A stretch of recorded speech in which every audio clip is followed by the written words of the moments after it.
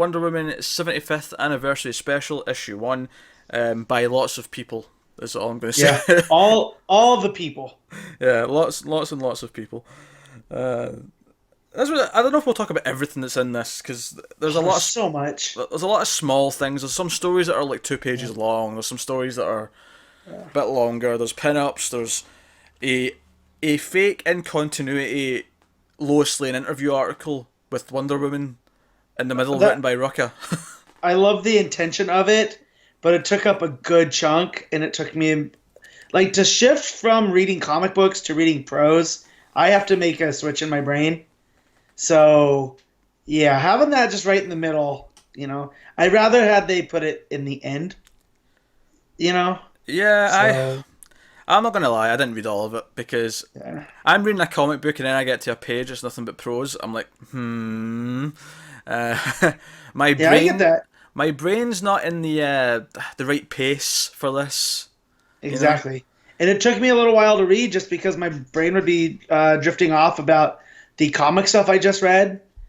And yeah, but that said, the there's a two-page story of her talking with the animals Is this the that one with the really hit tiger? me.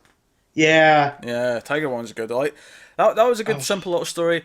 My yeah. favorite fun one in this, there's like it's only 3 or 4 pages, but she's essentially going to IKEA for the first time.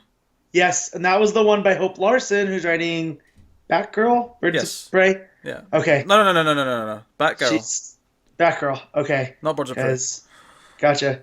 They're all starting to merge, Pete. I'm reading a lot of books. Um, but yeah, but that one was a lot of fun just because of the villain Human Tank showing up Yeah, in Human Tank's reason for showing up yes, and messing up the place was that putting together that chest of drawers or that yep, cabinet or whatever it was too difficult. You know, that yes, was his and reason. He was outraged that the instructions not been good enough. he was missing a piece, and that's what Yeah, sent him that's over. it. Yeah. And then, and I love that the dialogue from Etta is like, this is a place where people go from boys to men and girls to women, and and you see the parents trying to buy their kids college stuff, and then you see the person crying on the love seat. They're like, what do they call it, a love seat when you have to buy it by yourself? And there's just little fun stuff in there. I also liked the World War II story in the middle. That's like the Adventures of Wonder Woman, which now I know you and Connor said it was good, Yeah. but now I want to go back and read all that if it's going to be that type of stuff. Yeah. I didn't finish it. I should go back and Hmm. do that. But I read because it's those digital series. They're good, but god Yeah. damn it, having like a third Yes. of a story every week is just kind of weird. Yeah.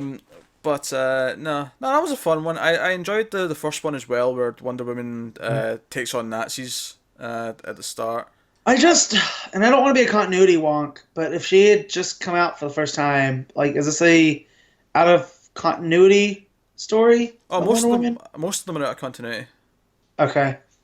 Well, I got that with the Adventures of Wonder Woman, but Oh, that's because of the title honestly, of the book. the only thing that I think is actually in continuity is the Rucka article thing.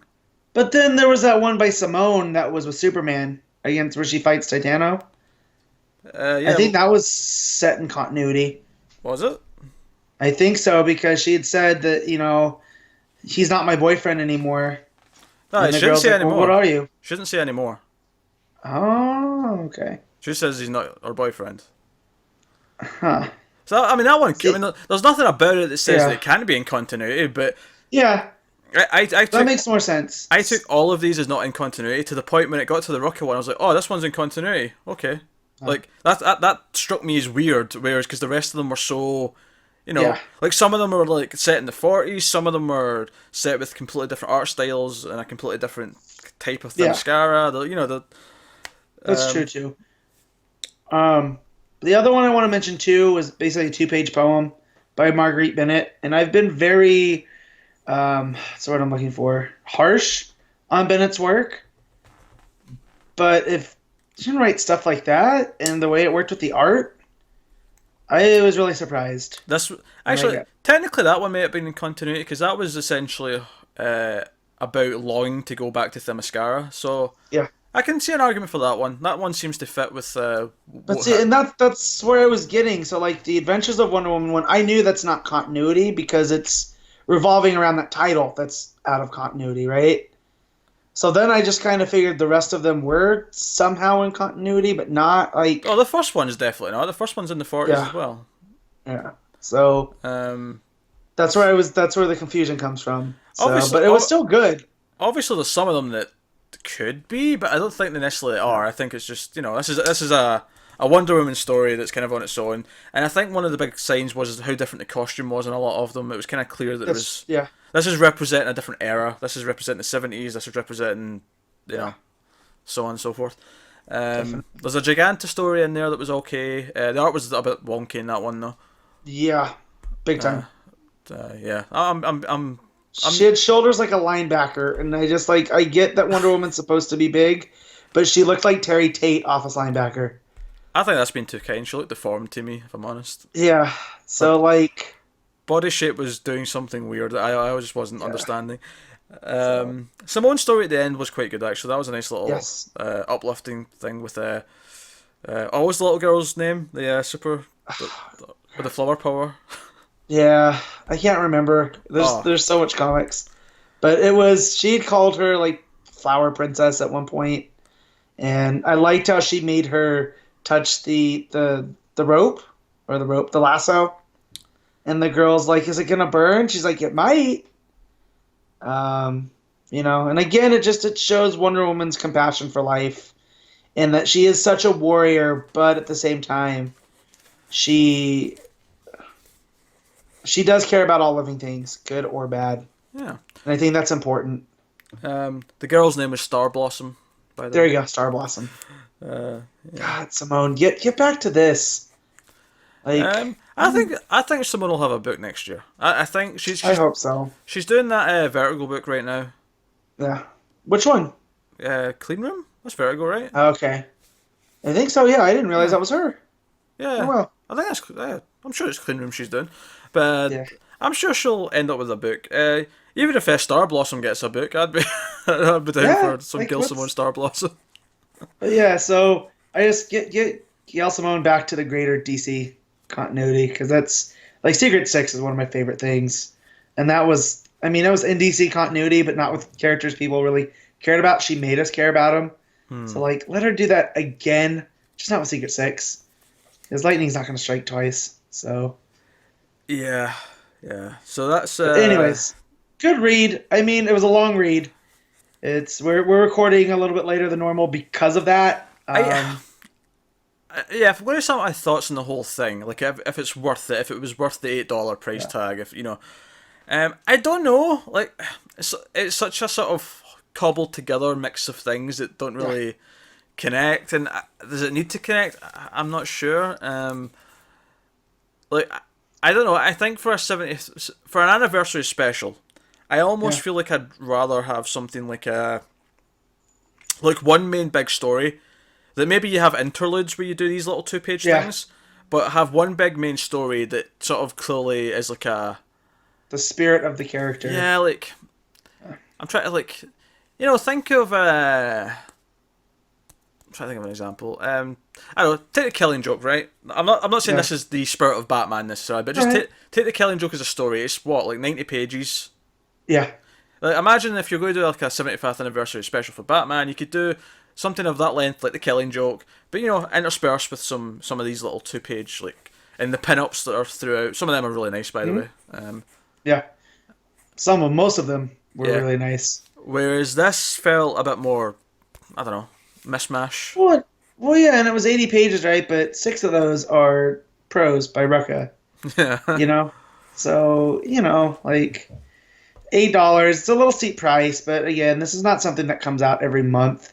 Yeah, so, it's a one-time thing. Yeah. That said, I would love a Batman and Superman version of these. It's kind of a shame we didn't get.